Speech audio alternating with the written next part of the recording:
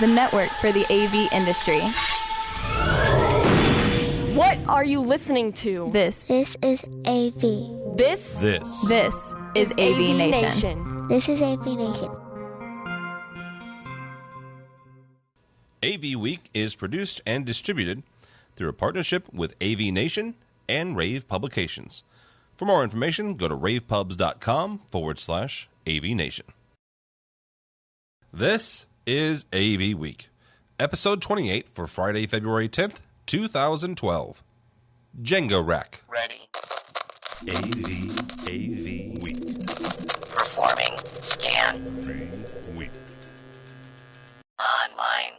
This is AVWeek. AVWeek.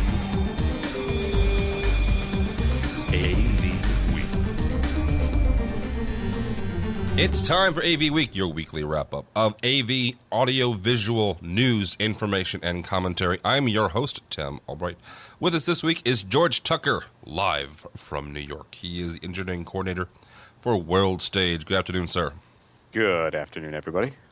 Also with us is Sarah Abrams. Sarah is the editor at Rave Publications. Hello. Hey, Tim. Thanks for having me again. Absolutely. And from across the pond is Pat Deely. Pat is the sales and marketing director for avjobs.co.uk. Hello. Hi, Tim. Hi, everyone. Hello. This week we're going to talk about AMX finally shipping the Madeira, which I think is the sexiest touch panel on the market, period.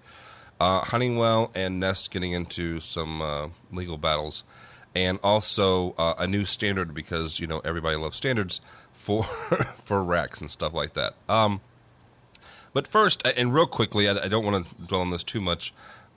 If you are interested in going to Infocom or have any interest in any way, shape, or form, the registration for it is now open. And that's kind of important because not that you couldn't book your hotel and stuff like that before now, but if you do it through them and through their website, you get a discount on the hotel, which is, I think is kind of cool.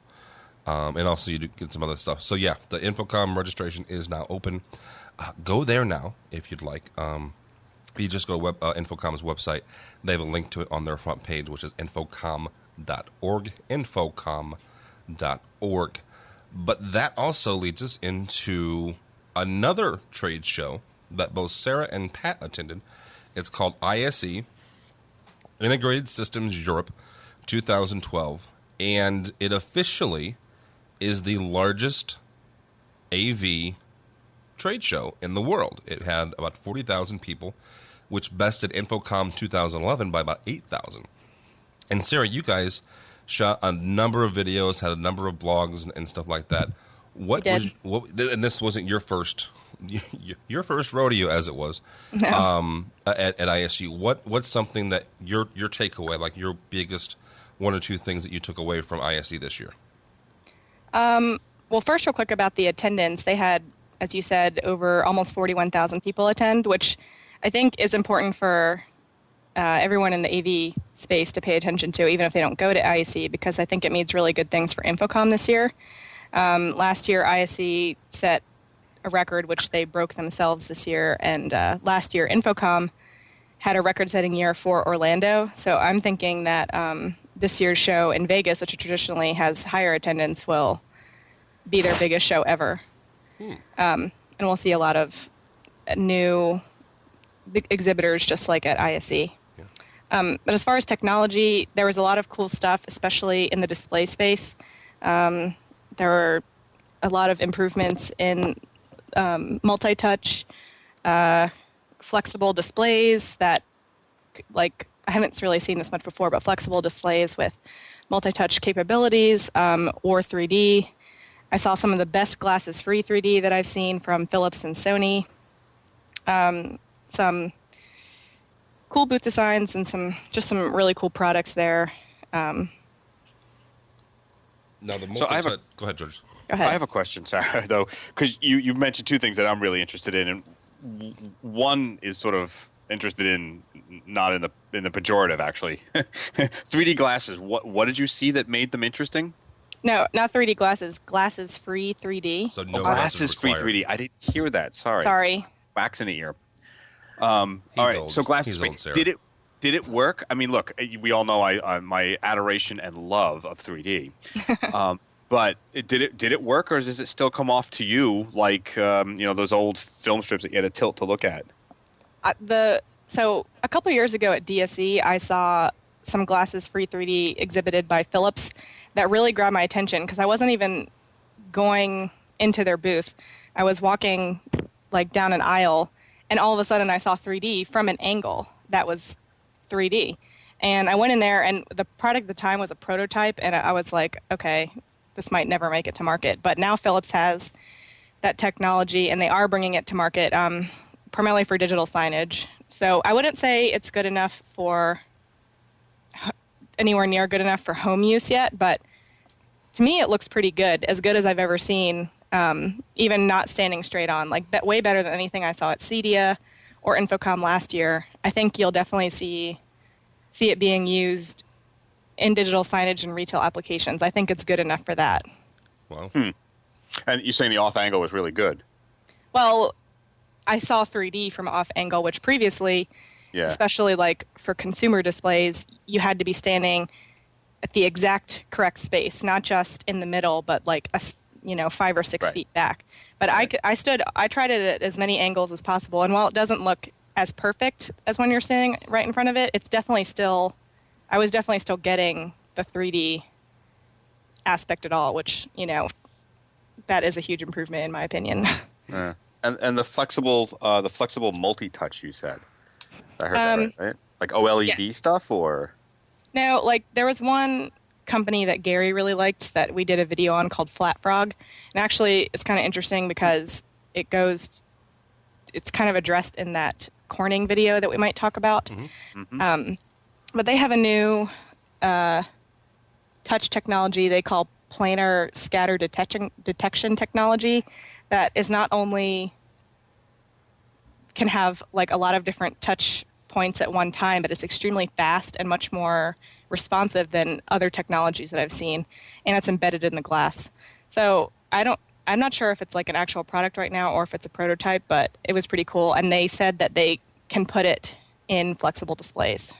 Wow. Yeah, it doesn't look like it's a real product yet. Their webpage is high on flash, light on real pictures. And the one thing about the Flat Frog was that it's not even coming to the U.S. market right now. They're strictly focusing on the European market, according to Gary. So, I mean, that's like a look-ahead technology, but the demo at the show, which was of a multi-touch table, was really cool.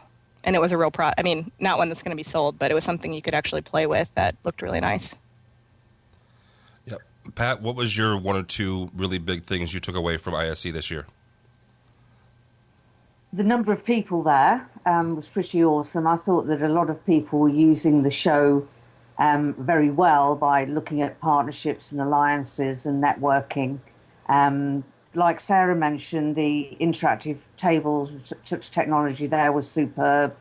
I thought the lampless projectors, following on from Casio's BenQ and Optoma, had got some very good lampless projectors there. As I say, I thought it from a networking aspect for even the larger companies, the manufacturers out there, it was a superb opportunity.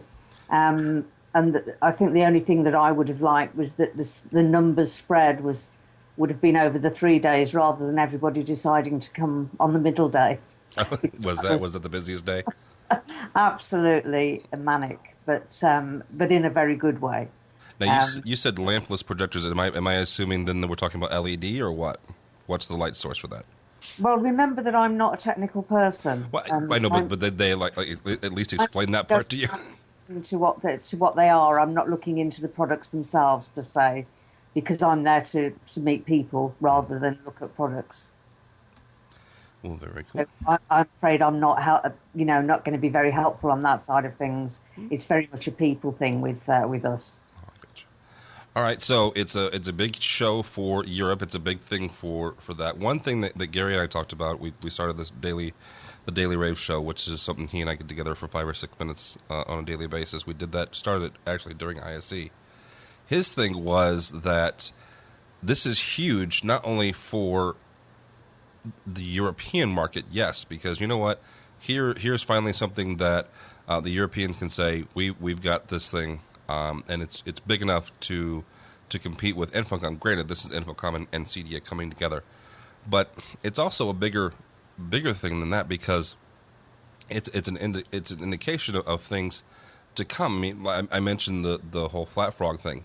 These guys most likely are only going to show at ISE this year and maybe next year and the year after that, until they release in Europe, or in the US rather. Sarah, did you see a lot of guys like that, which are these are Eurocentric, or maybe Europe and Africa centric companies that, you know what, they're only going to go to ISE? I mean, I saw there were a lot of U.S. people there as well, but I think that the fact that ISE is such a good show it's true that it makes it less necessary for those people to come over to the other American trade shows. I also would agree that a lot of people there were from the Middle East as well, and Africa, so I think it's a good focus for Europe, Middle East, and Africa, and certainly I met a fair number of Americans over there as well. So pretty worldwide, I think. So is it safe to say then that we have I'm a member of Infocom, but I'm not part of their team. Is it safe to say that Infocom and CEDIA and the guys have the world covered, I guess? I mean, in the U.S., they have their shows, Infocom and CEDIA. In Asia, they each have their own show. And so now in Europe, Middle East, and Africa, they're taking care of all that section with ISE. Does that make sense? Well, I think ISE also have a show in Dubai. Oh, there you go. Anyway, in October. I know that they have one in China. I don't know the rest of them, to be fair, but certainly from a UK or European point of view, we would look at ISE first, and then Infocom. And you're quite right, there are always more people. I think Sarah said it when Infocom is in Vegas. I can't think why, but we'll be in Vegas, but we didn't go to Orlando, for example. One thing that's kind of interesting is that ISE is a trade show co-owned by Infocom and CEDIA, but ISE itself has a stronger brand in Europe and EMEA area than I think the other organizations do at this point. It's just grown so much. Yeah. So that's kind of going to be a challenge for the organizations as they try to also get those attendees to be members in the near future. I wonder why that is, though. I think the show has just been wildly successful beyond like anything they thought could happen. So it's the success of the show, which is but weird. It's not branded Infocom or CEDIA. Gotcha. So this is sort of a case interesting. This sounds like a case of careful what you wish for. You might just get it. Now what do you do with it? Yeah, I mean, I'm sure they're quite happy with the success, obviously, but in terms of getting people involved in education and membership of the association, it presents some challenges there, because I think there are people who go to ISE that might not know that much about those organizations and realize that they own it. I know, George. Here's what you do. You start a third organization called ISE. Now you're talking my language, see? Yeah. Oh, well, I'm going to get calls on that. Why do it with one when you can have many? Exactly, All right, this week, Gary K. from Ray Publications wrote a blog post about Sony being in trouble. I paraphrased it and said, Sony's dead. And they are. I mean, come on. He goes, the crux of the story is this. Panasonic and Sharp and Sony are all saying that at the end of their fiscal year, which is at the end of March, the three of them put together are going to post a $17 billion loss. That's huge. Now, some of Panasonic's could be the full acquisition of Sanyo. It could be some other stuff. Who knows? They're taking the biggest hit of this. They're taking almost $11 billion of it. But they'll be okay. Sharp has got the LCD manufacturing, so they can OEM and stuff, so they'll be okay. Sony, on the other hand, they've got a new president. They've got products that are failing left and right. I think the last successful product that they've shipped, and we've talked about this more than once, was the Walkman. So, I mean, George, is Sony in trouble, or are they just going to kind of weather through this and be okay somewhere down the road, whether it's a year or 5 years from now? It's hard to tell. I mean, they've had such dramatic failures lately. Going back at least 20 years, but lately, just everything from the PS2, the online community being compromised, to losing out on lots of stuff and always looking like, well, the great big giant also ran kind of guy. When you said, will Panasonic just take the one-time hit, it really does feel to me like Panasonic's got the little b in billion and Sony's got the big B in billion loss. Yeah. There's different perspectives there. They're taking a one-time loss at Panasonic, if you want to talk financial terms, which I'm not great at. But better than me. Yeah, well, okay. Well, there you go. See? I'm on top of somebody. So they've got the little b Panasonic that they've acquired something and they're going to divide it up and make it part of themselves. Sony's just spinning their wheels, I think. I mean, I don't look at a Sony product and go, that's great, I want it. Except maybe in the broadcast world, and even there it's becoming less and less. I mean, here in our staging and World Stages inventory, we have lots of Sony gear, but it's mostly legacy. Mm-hmm. We do have some stuff, but there's a huge variety of other stuff that we're buying now that is just as good, sometimes mostly better, at a decent price that we can make money on. And so I don't know what they're really looking for at this point. And some of that is Sony. There was a point in time, both in the broadcast world and in the commercial world, where to get something of quality and to get something that was going to last a long time and that was going to be good, you bought a Sony. There was a price associated with that, but you understood that going in, and you purchased not only the price but also the inherent quality that you were purchasing by purchasing the Sony name. I don't know that holds true anymore.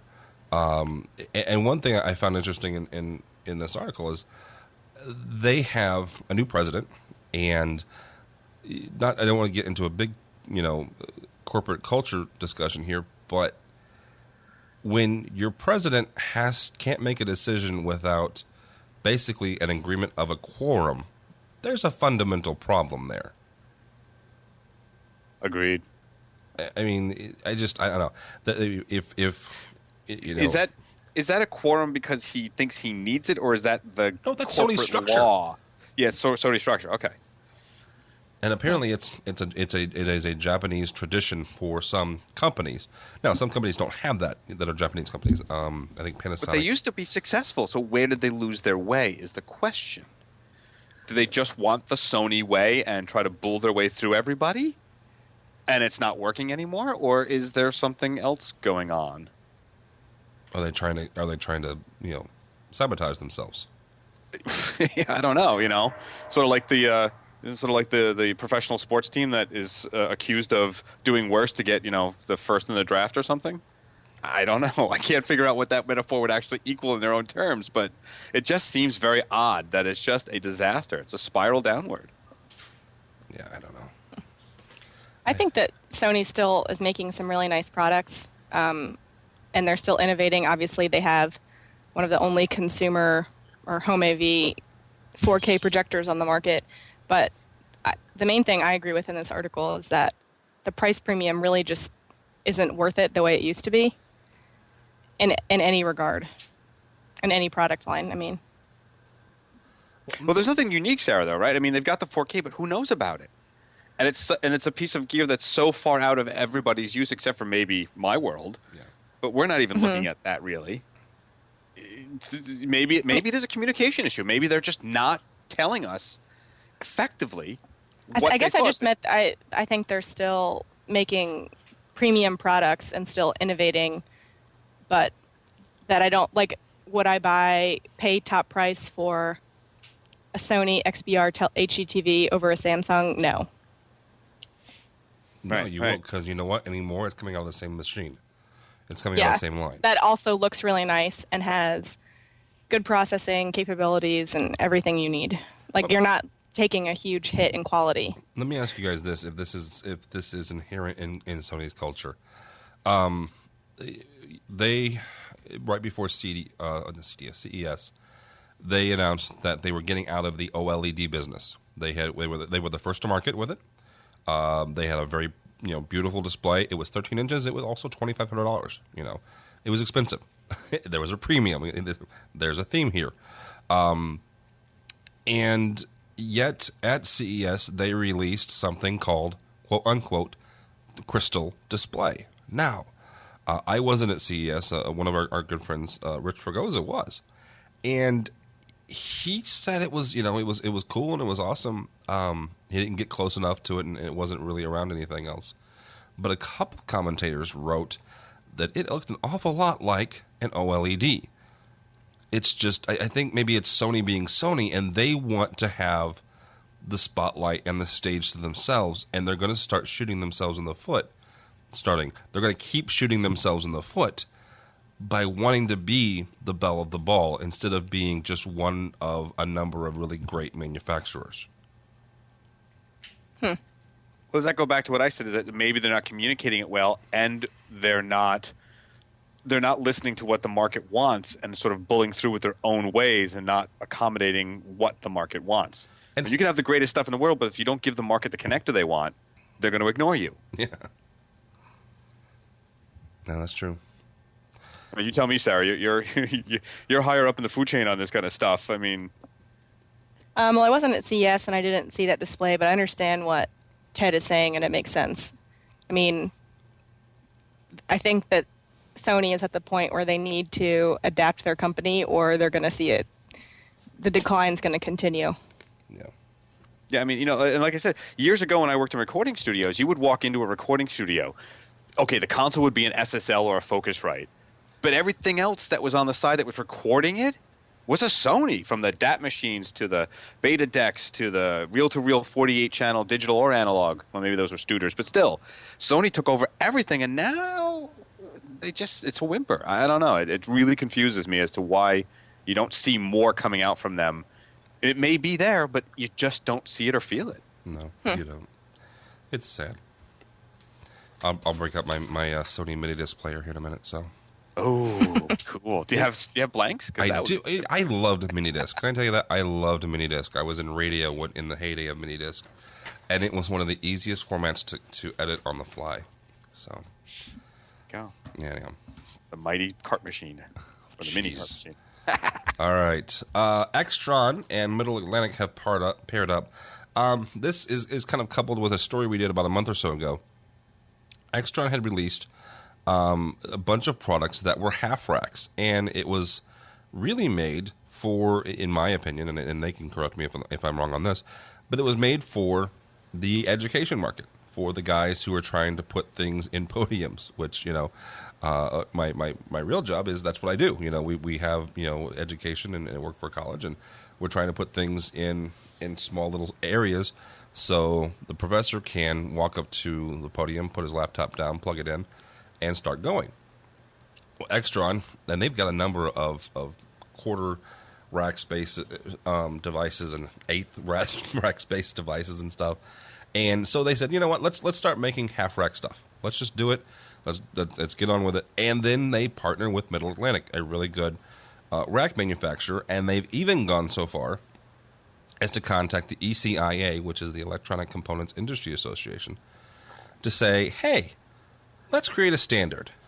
Now, before George goes off on me because he hates standards... I did not say that. You have said before you hate standards. It depends on how you're framing the word standard. Well, and I have another context, baby. Another friend of mine who says, you know what? The great thing about standards is there's so many of them.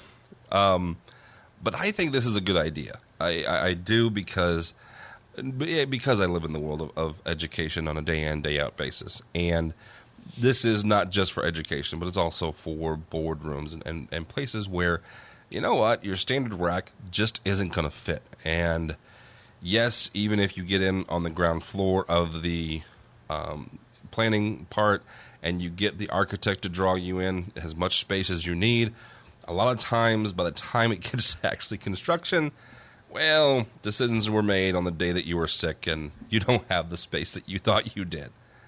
Sarah, Never happens. Huh? Never happens. Oh, no, never. And architects never forget. Sarah, do you think this is a good thing for the industry to have another standard like this, or is this just another standard for us to have to memorize and remember? Well, I think that when you have two big companies like this coming together, you have the best chance of it sticking around. And there's really, with components getting smaller and smaller, there's really no reason why in a lot of applications you need a full rack with full rack with equipment. So I think it's a good thing because Extron makes like a lot of the boxes you're putting into racks, and Middle Atlantic is a huge rack manufacturer. So them partnering together, I think, is pretty good for the industry. And it's possible that in 10 years from today, the half rack width is going to be a bigger standard than the full rack width. Ooh. I have to write that down. Sarah Abrams on February. What is today's 10th? This is recorded. Yes. No, we're not recording. No. I just do this because I like talking to you folks. Yeah. Well, I do, but that's not the point. I have to agree, Sarah. I mean, because new media, those little devices, everything from the Mac Minis to the Azure boxes to everything that we use like that, the standard 19-inch rack or those big racks are just not.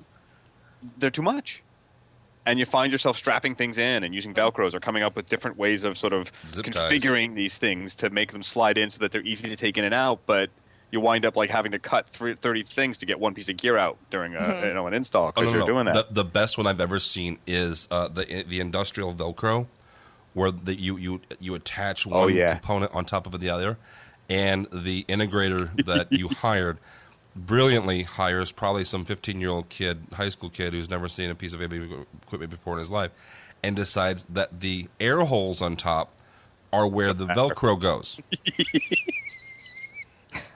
Yeah. Never happens. Never happens. Yeah, or that, and in addition to that, it's the industrial Velcro, and it's sort of like getting King Arthur stone sword out of the stone. Excalibur! If you can pull this apart, you are the king. Good night. Yeah, but I do like the idea. I do. See, I do like a standard at times. I'm hoping other manufacturers will jump in and start supporting it, because I think there are companies out there making one full rack with equipment that does not need to be that wide just because it is a standard at the moment. Well, you take wireless mics, let's say, off the top of my head. Sometimes, most, there are some manufacturers who will sell you a half rack kit extender. Sure is one off the top of my head. Basically, it's a piece of metal that extends over, and so you can put it into your whole rack. Yeah. It's annoying. It's like a puzzle. It's a puzzle. It's Jenga. Which, yeah. Reverse Jenga. We have Rack enough Jenga. trouble getting stuff designed and on budget. We don't need to. I have enough puzzles, thanks. Yeah.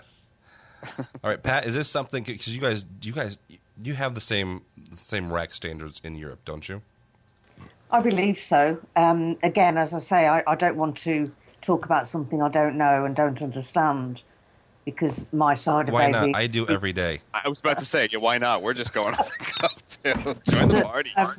But certainly, I think with anything like this, there has to be standards there, so that that if you decide to move from one to another, you don't have to sort of dispose of everything. So that's just me as a consumer rather than an expert on anything. Well, you're among friends because none of us are experts on anything. So,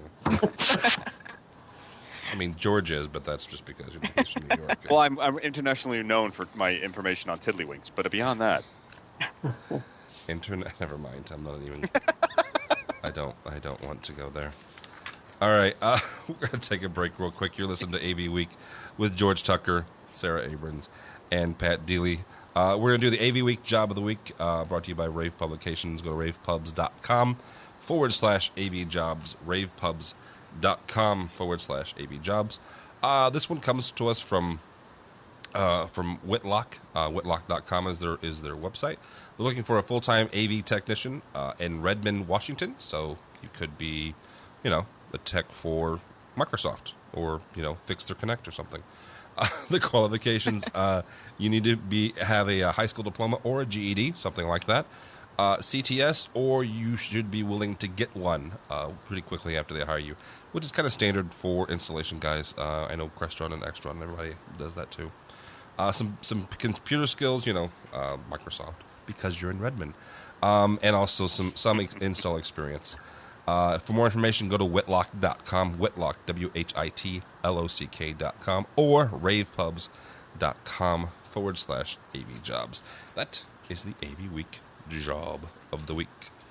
Guys, this comes to us from Innovate or AMX or whoever. It's a announcement that the Madero X Series touch panels are finally shipping.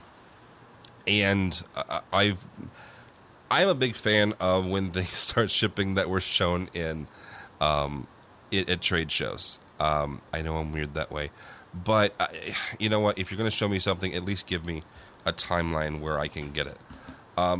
Sarah, I don't know if you saw this at Infocom 2011. Did you? I did.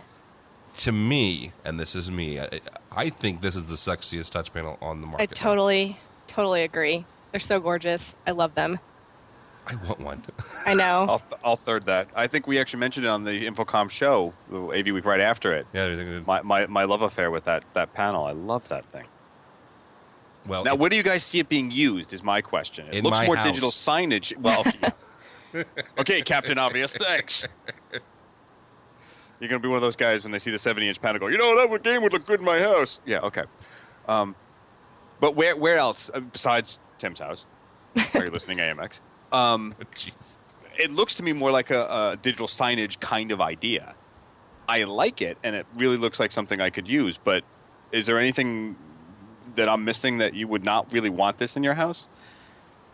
It seems oddly shaped for a house, is my point. Okay, but it's a widescreen. So let's not be too simplistic here. It's a widescreen display. Yeah. Duh. We have widescreen TVs. I mean, this is perfect for education or for the boardroom, where currently you've got displays that are 4:3. Okay, let's just be simplistic about this. They're a 4:3 aspect ratio. Well, they're giving us a 16:9. I don't know if it's actual true. I haven't done the math. True 16:9, but they're giving us a widescreen display, so we can do what we're doing now with our touch panels, which is monitor the current video feed, or monitor the video conferencing feed, or monitor the DVD going on, or anything like that, in a true aspect ratio instead of squishing it and squashing it like we have to now. I mean, that's and you can also have different things going on at one time. So from like a home perspective, and this is a very premium thing to have, but you could be using it as a personal video device and like watching a movie on it at the same time that you're checking out your security camera or whatever. But I think that what's interesting about these touch panels is that it's a very premium product. Like the 20.3 inch, that's one of the ones now shipping, is what, like $13,000 list price? Yeah. Which is expensive. Well, no, so, but it's not, though. I mean, you take a 17-inch quick media one, which is Crestron's version. That's $15,000 list price. Mm-hmm. So in comparison, it's not really. I mean, it's in the ballpark. Yeah. I mean, yes, it's a lot of money. Don't get me wrong. $15,000 is a lot of money. I think you're going to see like really that is a really good price for all the stuff that it does and how much advanced technology is inside it. Like, I don't know if you read any about the near field communications stuff that they've embedded in it. Do you know what that is? I know what NFC is, but I didn't realize that they... Yeah, so you could have like a user profile attached to your mobile phone, scan your phone over the touch panel, and it'll go to your user profile. That is huge. Yeah. I did not actually know that. I had completely forgotten about that, and I didn't even read the spec on that. That is, I'm even now more in love. And it has like Bluetooth functionality and some other cool stuff. So I think that we're moving towards like where this is going to be the zenith of touch panels that are really awesome and just have a ton of functionality. And then on the low end, you're going to have people like it's going to be totally replaced, obviously, by like iPads and mobile phones. And then you're going to have really high-end touch panels like this. And I'm I'm sure that we'll see a response from Crestron, similarly aesthetically pleasing touch panel, because it's just, I mean, there's nothing else like it on the market, in my opinion. No, there's not. That's the thing. And just to complete the whole thing for them, they say in the second quarter they're going to be releasing a 4.3, a 7, and a 10-inch. So, they're not all going to be 13,000. So they're shipping the larger ones first. They're shipping the 20.3 and the 19.4 first, and then... And they go as small as a 4.3 inch. Yeah. Yeah, which is really cute. I like that a lot. It's cute. I agree. So that is interesting, because the 10.3 inch is 13,000 should be the most expensive. Yeah. So, it's very innovative. It's nice to see something so good looking in the install part of our industry, not just coming from the consumer side. Well, yeah, and let's be honest. I mean, I hate to, because I have friends in all three of them, and I don't want to insult anybody, but touch panels haven't been sexy. I agree. I mean, seriously. And there's no reason why they shouldn't be already. No kidding. Like the touch panels in that Corning video, very sexy. Uh-huh. They don't exist. But these do, and they're really beautiful. You know what? Call Johnny Ives. Steve Jobs is dead. Offer Johnny Ives a job and just have him design touch panels for us. All of us. Just, he can do 1 year for AMX, and next 1 year he can do one for Extron. At the risk of extending a metaphor into dangerous territory, is sexy more temperamental and high maintenance, though? You make a thinner, flatter, sexy panel, it requires a little bit more finesse and attention. I'm sorry, half my ex-girlfriend just popped in my head, George. Exactly where I didn't want to. I have an ex-wife. There you go. I'm here all week. But that's my main question, is coming from the manufacturing side at one point, sometimes that's the hard part. It's like, you can make it, but how durable will it be based just on the available materials? I'm sure it will take a while for the big boxy touch panels to go away, so if you prefer that... Well, it's not about... Oh, nice. There's a little subtle battle going on here, I hear. But here's my point is, a lot of times when you were testing, I also did a stint in QC, you do the kid test, or the, teenage flip-flop, where they bang, bang, bang, bang, bang, bang, bang, hit the buttons. I think the Modero line should be durable enough for that. It is intended sometimes for boardrooms, but there is a question there. When you make something really, really nice and really sexy with clean lines and design, the materials used to do that sometimes are not the most durable. Look at a Lamborghini. Look at a Ferrari. Okay, they get a fender bender at 2 miles an hour. It's destroyed. Yeah. Let's take this. My very first smartphone was... Making a note to go check out the sturdiness of these at the next trade show. Sarah's going to take a sledgehammer. Flex. Trust me on this. Maybe there'll be a DSE, and I'll be like... Can I throw your Modero touch panel on the ground? I want to see what happens. How do you feel about that? Well, the funny thing is the guys at Sennheiser used to let you do that with their audio gear. I know it's a completely sort of different, not even sort of, it's a completely different idea. But the main designer used to stand on top of the thing and swing it around and bang it on stuff. No, what was it? Shure used to hammer a nail into a board with a Shure mic. That's right, they did. The SM58s. Well, but here's the thing. Let me bring this analogy. My very first smartphone was a Palm Trio 300. If you've never seen one, Google it. It looks like a tricorder, I swear to God. And if you don't know what tricorder is, you're entirely too young to be listening to me right now. But you take that, and it was incredibly sturdy. Okay? It was incredibly sturdy. But it was also boring. And then Steve Jobs comes out with the iPhone, which is incredibly sexy. And, oh yeah, by the way, it's incredibly sturdy. Mm-hmm. Now, yes, it's glass and it's going to break, but it's freaking Gorilla Glass. Mm-hmm. And so I would take issue with the fact that sturdy does not have to equal boring. It doesn't have to. I mean, and yes, it's Apple, and yes, it's Jobs, and yes, he is, once in a generation and all that jazz. But it's still possible, is it not? I don't disagree. No, I'm just posing the question as to why we're still maintaining that in certain levels, and there's a reason for it. You want that level of sexiness or physical attractive but at times it could be a detriment to the application. And a lot of these guys aren't making one-offs or special touch panels for, say, just the industrial industry or the warehouses. It's the same panel goes into your house as goes into, the high-end warehouse. So there is that sort of middle line of it's sexy enough and it works, and you don't have to make 15 versions. You know why, George? Because by golly, I paid for that design 10 years ago, and I'm going to squeeze every last dime out of it. No doubt. But again, just like when we talk with Sony, if you don't listen to your market, they will say goodbye. Yeah. But you have to sort of be in the middle sometimes. Well, I'm not defending it as the be-all and end-all, but there is that nature. And again, going back, I love this Modero panel. I want one. But if you also... Go ahead. Do either of you know what type of glass it's made of? I know it's frameless, so that alone makes it, more fragile, but I don't know. I haven't been able to figure out what kind of treatment they might be doing to make it sturdier. I do not know that for sure. Well, that actually leads into our next topic, which we'll go into, which is Corning's second generation of Gorilla Glass. And they've got a video. We'll post it on the show notes for this. It's called Corning's A Day Made of Glass 2. They made a video already talking about a day made of glass. And it takes place, it's a typical American family, taking them through a day in their life.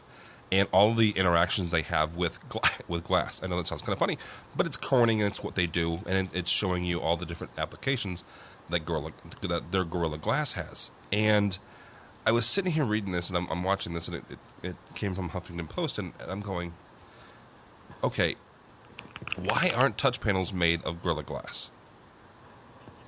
And so I'll ask you guys this. Why aren't touch panels made of Gorilla Glass? I mean, it's not like Apple has some proprietary tie-up where nobody else in the world can buy Gorilla Glass. So if I'm AMX and I have Madero, which is the sexiest touch panel on the planet, why am I not putting Gorilla Glass on it? That's a good question. Well, I mean, it's probably a return on investment, final cost. Is it worth the money that it's costing to put that glass in at the price point you want to sell that at? I mean, it could be as simple as that. Yeah. And again, we all don't know whether or not they really are using Gorilla Glass. Okay, so take the Madero off that. Anybody else? I mean, that Aurora, Crestron, Extron, anybody else's touch panel. I mean, and the reason I ask this because I have a specific instance in my head.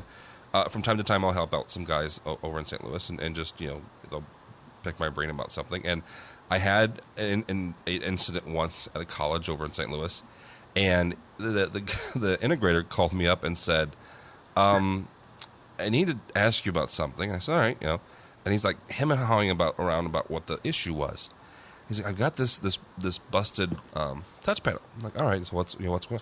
Well, this, that, and the other. Finally, it came out. The instructor was so ticked off because when you turn off the system, it says, please wait 30 seconds while the projector cools down. Anybody that's made a control system of any type and you've dealt with it with a projector, you've done this. It's standard operating procedure.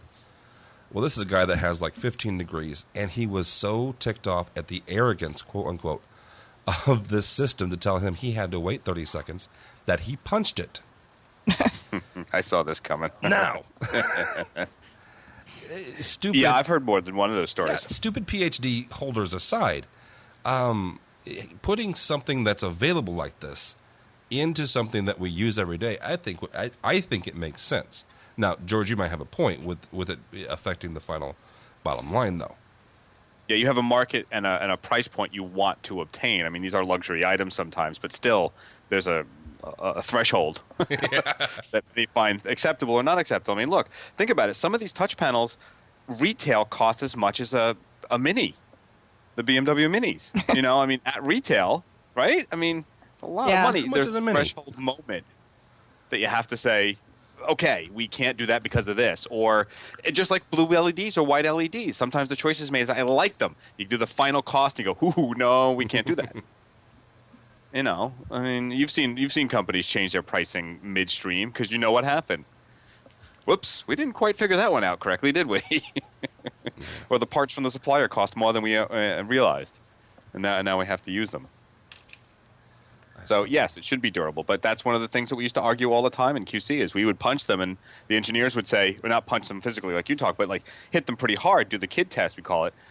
Don't do that. Going into a house, right? You know, and this is more than just, I've been at several companies where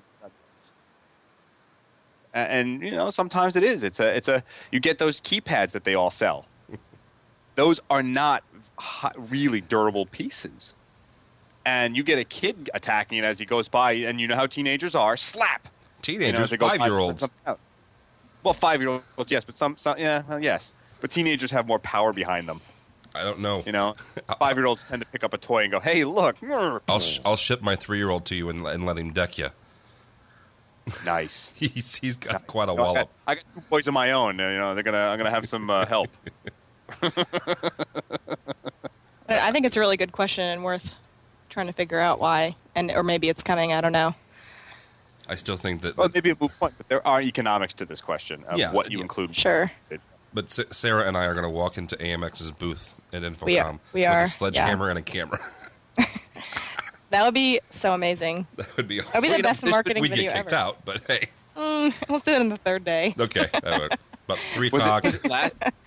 Was it last year that Twit went into one of the IO gears or somebody like that, and they said, indestructible, and they broke it? That's funny. One hit, and they just broke it. It's just like, boom. Jeez. All right. Not that you're listening to AVWeek, by the way, with Sarah Abrams, Pat Deely, and George Tucker. I don't want to get into copyright law because it's boring. I just kind of want to get your guys' take on this real quickly. Nest Labs, which is something that's kind of popped up over the last 6 months or so, as a new hot property, a new hot item. It's a real sexy. Actually, one company called it the iPhone of thermostats. They're getting sued by Honeywell over patent infringement. So, is this something that, George, that we're going to start seeing more and more of as, this company and that company? And should we even, I guess, let me ask a better question. How soon should you jump on a bandwagon of a new company like this? Should you wait until, a year and make sure that nobody's going to slap a suit on them and you're stuck with a product that isn't supported because the company got sued out of business? Oh, you mean like an integrator, whether an integrator should be selling and promoting Nest? Mm-hmm. I'm not sure. The lawsuit is kind of interesting. I was reading through it and trying to figure out, because to me, there are sort of similar products being sold by companies in our industry. Everybody. Yeah, so the fact that Honeywell hasn't sued like Crestron or Savant or whoever about with their programmable thermostats, I don't know. I would call my lawyers if I were them. Who, Nest? Just in case. No, I mean, Honeywell. Like what Honeywell is suing Nest for. I think that there are manufacturers in our industry making products that do similar things, that look exactly the same, but they could face the same lawsuits. Well, if you look at it, read the what is it, the was it Market Watch report? They're claiming that the specific complaints have patents that are about natural language installer setup, controller interface with dynamic schedule, HAV controller, thermostat with mechanical use interface, thermostat with offset drive, and their power stealing, right? And a profile-based method for deriving temperature set point using a delta-based cross-indexing, blah, blah, blah, blah, blah, right? Mm-hmm. For the most part, I feel like, are you and I in trouble for talking about this? Because isn't this just a natural way of doing things? Mm-hmm.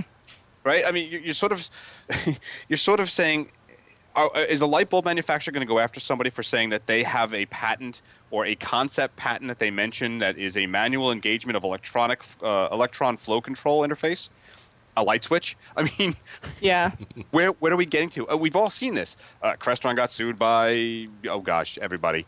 Lutron suing AMX suing. They're all suing each other because in a tight economy with a sort of industries that are overlapping each other now, and we're sort of doing things we never did before in certain companies. They're all sort of getting into this vertical and horizontal market method.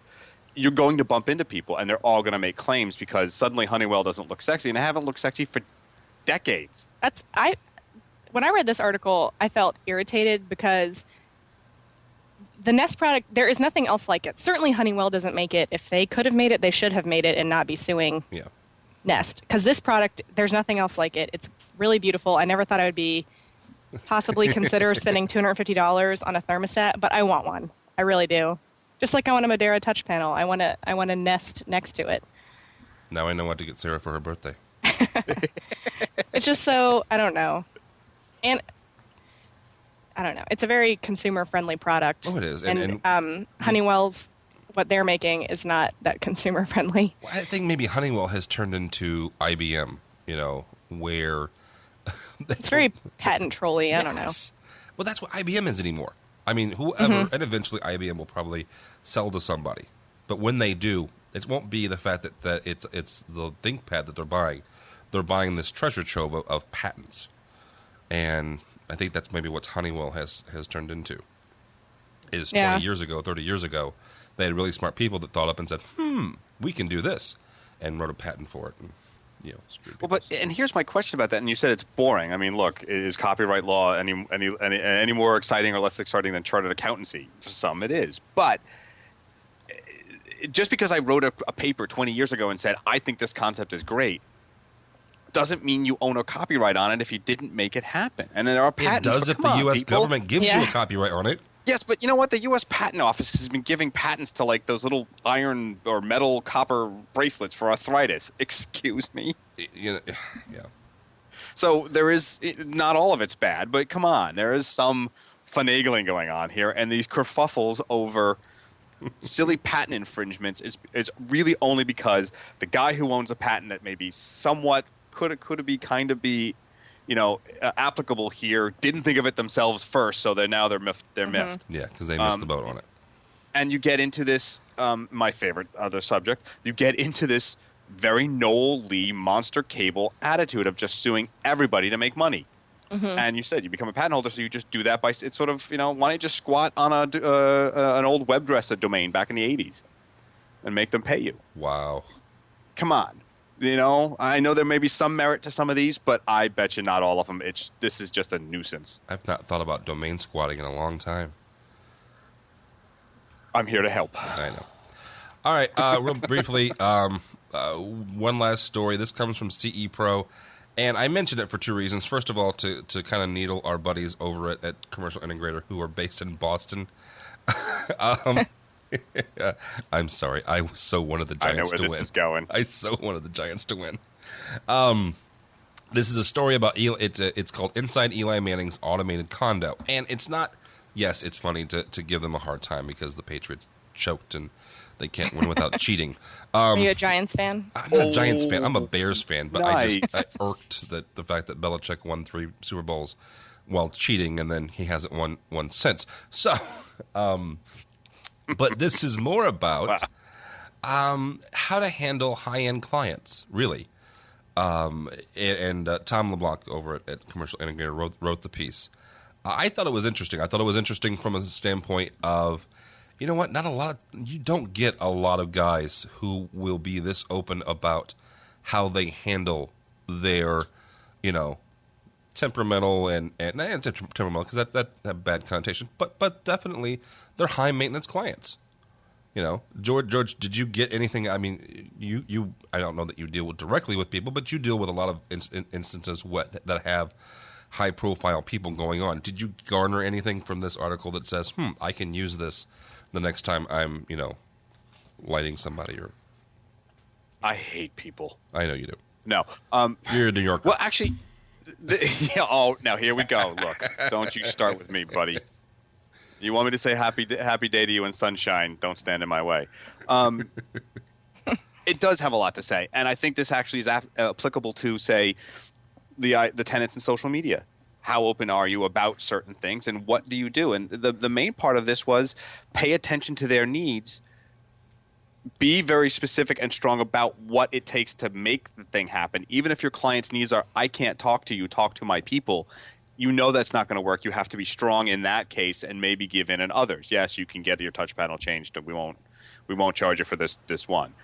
But it really is about managing expectations and setting guidelines. It sounds a lot like parenting. Yeah. And giving leeway. yes, we can change that for you. No, you have to be here for this part of it.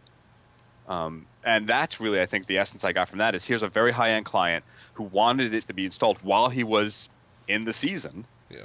And they made it work by setting up certain guidelines, being flexible, but also knowing what the end goal, I didn't mean to use that metaphor, but there you go, goal was to getting the unit accomplished. And one of the specific ones from Manning was his dad is not technical, and they specifically wanted a system that Manning could teach his dad how to use. And this is a testament to the company installed, say, Crestron, but more so to the GUI designer who could make that happen. Yeah. And all of those combined makes a happy high-end client, makes a happy any client. Makes a happy home. So, all right, Sarah has to leave us. Is that right? Yes. So she is actually, if you listen to the Daily Rave, you know where she's going. Today is Star Wars Day at Rave Pubs, and one of these Fridays I'm going to get in on their festivities. So we don't have video for this? You're welcome anytime. No, we don't. Who are you going as? Sarah Abrams. See, that's the thing is, I gave Gary a hard time because he's not dressing up. He's not even taking a lightsaber. That's not Star Wars Day. I know. That's what I said. That's an extreme. I'll That's be an sure excuse to to go tell to him happy that. hour. Sarah, you should go by and get him a Darth Maul one. That way he has one on each side. I will tell you that on Gary's 40th birthday, which I will not tell you how long ago that was, but it was around the time the new Star Wars came out, one of them, and he rented out an entire theater Wow. for his birthday and took all of his friends to go see Star Wars. That was before 3D, but it was fun. That's awesome. Did he dress up for that one? No. Well, no, because there were a bunch of people there, but I will tell him he needs to dress up. Yeah. Because Rocky get Horror is a sort of lightsaber. waning in the popular culture. We need a new one. Star Wars could fit the bill. I don't know. If you could work out Rocky Horror, that'd be awesome too. So Sarah Abrams is Okay, I'll try that. Is the editor at Rave Pubs.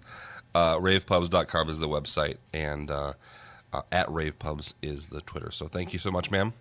Thank you guys for having me. Mm-hmm. You know what? That's going to do us for the whole thing. So, Pat Deely, thank you so much for coming by.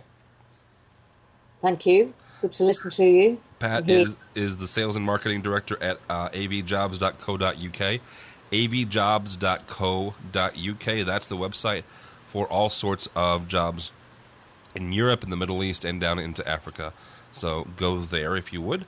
And George Tucker is the engineering coordinator for World Stage. Give me your website, sir, because I'm going to screw it up.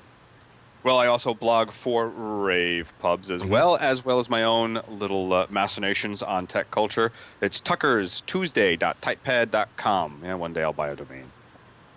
We should go there. We should go like Hover. Hover.com is a great domain place. So there you go. My name is Tim Albright. Oh, George is also at Tucker2s on Twitter. My name is Tim Albright. If you want this and any other information from us or any of our other or any of our other podcasts, whether that is the AV Social that George hosts, the IOI that George hosts, a couple others that George hosts, and also, I said, go to ravepubs.com/AVNation. ravepubs.com/AVNation.